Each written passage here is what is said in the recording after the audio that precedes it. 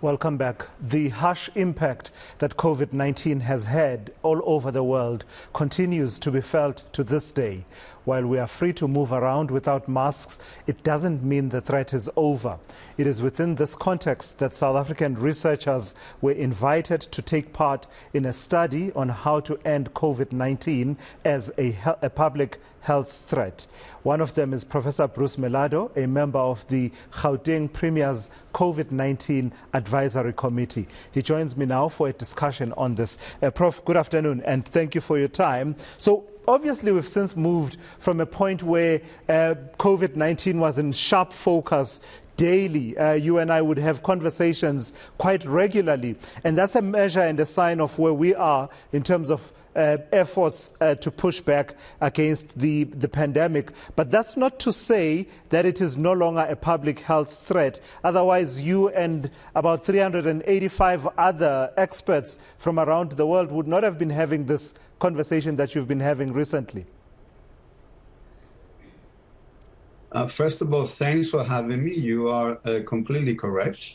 The reason why this multidisciplinary and international team was put together a while ago is to first understand what are the most important implications of the pandemic today, how to deal with them, because the COVID-19 remains among us, but probably also most importantly is to understand what are the main lessons that can be drawn from this pandemic when future pandemics come to be and take place again. And clearly, COVID-19 has been a fundamental game changer in the way pandemics are viewed, in that this pandemic has basically affected society at large and the fabric of society, and as such, the team is multidisciplinary.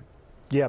So there were about 386 academics, people from the health sectors, NGOs, government, and other experts from 112 countries or so that took part in this. It's called the Delphi study that you took part in.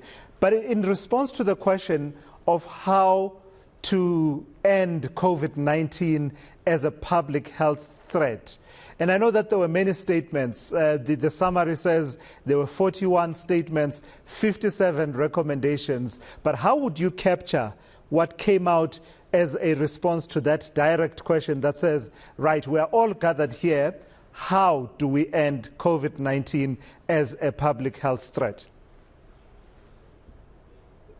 Right. That's a very good question, because there was a lot of information that was collated and synthesized. And it's, of course, very difficult to pinpoint to one recommendation or one main factor. So what was done here was basically to create six work spaces, six workflows that would go all the way from communications to health systems, inequalities. And what a Delphi study does is not to put forward to experts a list of questions and the experts just answer them, but the experts participate in the crafting of these questions, the crafting of the problem. And the survey, and that's a reason why it's called Delphi study, was evolving dynamically together with the interaction with the experts. Now, what happens is that because the teams were multidisciplinary, each of us would basically answer a particular type of questions in a more detailed fashion than others, in order to be able to shed light on what we thought, are the main observations that we have learned from this pandemic, and B, what would be the main recommendations. For instance, if you look at the conclusions of the paper, one can look at one of the main recommendations is that this is a global problem. As such, there has to be better coordination. Attacking a problem like this, whether it is COVID-19 or future pandemics, requires a whole of society, whole of government approaches.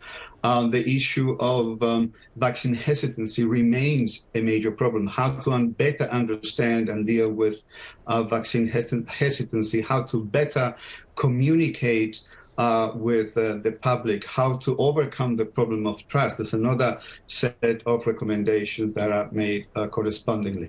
Another very important problem that COVID-19 has put to the fore is this gap between the North and the South, the problem of accessibility of vaccines or treatments, the problem of intellectual property that is not shared, the problem of cost. And there's a number of recommendations that are put forward by experts that point towards the direction of having, for instance, regional centers in low and middle income countries that could produce certain treatments or vaccines and the development of lower cost treatments, the problem of strengthening the healthcare system, et cetera, et cetera. So it's a fairly holistic view of what has happened. It took quite some time to put together, and it's fairly comprehensive. So it sounds to me, Prof, and you're absolutely right, it is comprehensive, and it should be. It sounds to me that we're at a point where you, as experts in the various fields, are now looking to implement long-term and sustainable systemic interventions that talk to the resilience of the healthcare systems, but also geopolitical factors that come into play whenever there's a pandemic of this nature that breaks out. But I'm wondering, in all of that, what your assessment is of the South African situation, as we view COVID-19 as an ongoing public health threat. Do we still see it as such in South Africa? I know that we don't report on it much, but I'm saying if you've been having this conversation at a global level, there must be, as a microcosm of it, a South African context to it. How's that looking? Have you been keeping tabs? Yeah, that's a very good question. The advisory committee continues to work. We continue to gather data. As we say in the study, the pandemic is not over. Indeed, the number of hospitalizations, the number of people that die, mortality is significantly lower compared to, say, the fifth wave, for instance. But that doesn't mean that we don't pay attention to the numbers. We are continuously looking at them. Our dashboards continue to be updated, and our modeling teams look at the data and with the changing conditions that we have right now compared to the beginning of the pandemic. And again, South Africa in this respect is not very different from other countries. People understand and are cognizant of the fact that we need to continue looking at this, at the numbers. That being said, we should also be cognizant of the fact that we have to look post-COVID-19. We need to basically distill what we have learned from this major crisis, in particular in the area that we're experts of, which would be modeling and artificial intelligence, is which tools would now be useful and could be modified for future pandemics. And now we're looking ahead, working with WHO, working with the UN and international organizations and South African organizations to deploy these digital systems for the good of future pandemics. And we're applying it on other diseases.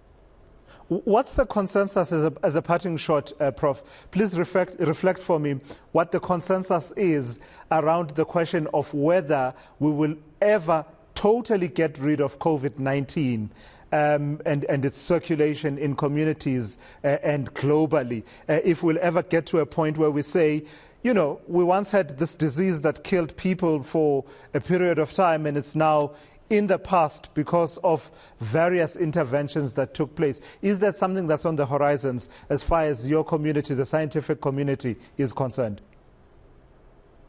So when you talk to epidemiologists, these are experts on the subject that you just described. Of course, what we hear is that, yes, the virus is among us, circulates among us, is what people refer to endemic.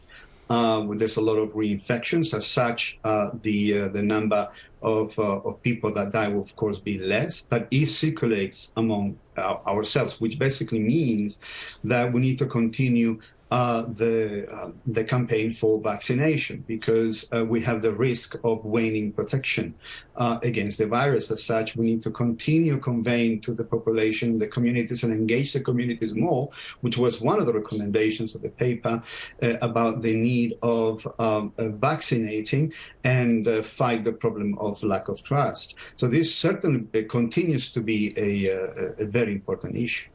All right, Prof, I've got to thank you for your time and your insights. That's Professor Bruce Mellado there. He is a member of the Gauteng Premier's COVID-19 Advisory Committee, reflecting on what is known as a Delphi study that involved no less than 386 experts from 112 countries, reflecting on the question of how to end COVID-19 as a public health threat.